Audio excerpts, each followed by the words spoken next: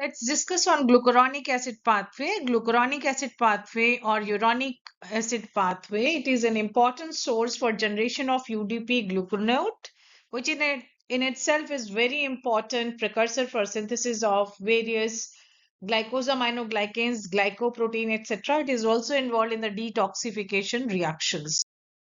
So in glucuronic acid pathway, we get the UDP glucuronic acid, a substance which has many important role to perform in the body. It helps in conjugation of, it conjugates with bilirubin, it conjugates with steroids, conjugation with various drugs for detoxification reactions, which will make them more water soluble and more easily excretable. Then synthesis of glycosaminoglycans. The site is liver. So glucose in the presence of hexokinase converts to glucose 6-phosphate. Then glucose 1-phosphate in the presence of mutase enzyme.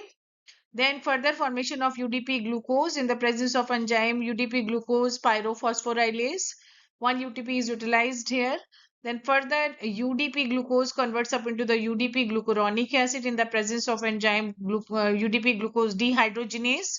The 2-NAD are converted up into the 2-NADH. Then further UDP glucuronidase converts it up into the D-glucuronic acid. D-glucuronic acid under the influence of reductase enzyme converts up into the L-gluconate. L-gluconate has two fate. One is it can be converted up into the ascorbic acid or vitamin C, which is only possible among the primates, among the lower organism, not in primates and ours, because and the second fate can be converted up into the 5-carbon xylulose, xylitol kind of substances. So then L-gluconate in the presence of L-gluconate oxidase converts to L-gluconate lactone. Till here, the human beings and primates can convert this gluconate to L-gluconolactone. But further, L-gluconolactane can be converted up into the 2-keto L-gluconolactane in the presence of gluconolactane oxidase in the lower organism, but not in the human beings and in primates because this enzyme is lacking.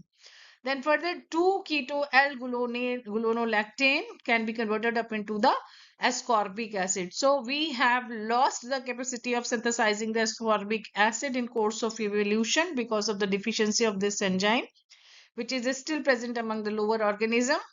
Further, another fate of gluconate can be that it can be converted up into the 3-keto L-gluconate in the presence of a dehydrogenase enzyme. Further, after the decarboxylation, it converts up into the L-xylulose, 5-carbon sugar. Then further, xylulose can be converted up into the xylitol and xylitol to D-xylulose. The two enzymes, xylulose reductase is there and the xylitol dehydrogenases are facilitating the conversion of L-xylulose to D-xylulose. Further, kinases can be converted, can convert this xylulose into the D-xylulose 5-phosphate, and it is involved, it can join the pentose phosphate pathway or HMP shunt pathway. And one important clinical aspect of this pathway related to these two enzymes, one is the xylulose reductase and xylitol dehydrogenase. It is the essential pentasuria. It is a benign, harmless inborn error of metabolism in which the sugar L-xylulose is excreted.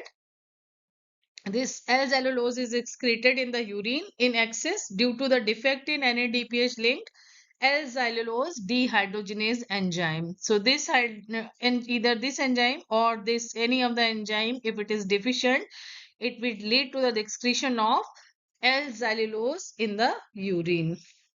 So L-xylulose dehydrogenase is necessary to accomplish reduction of L-xylulose to xylitol. So this is a harmless condition, but it is essential pentasuria because pentose sugar xylulose is coming out through the urine. So that's all about the uronic acid pathway. Thank you.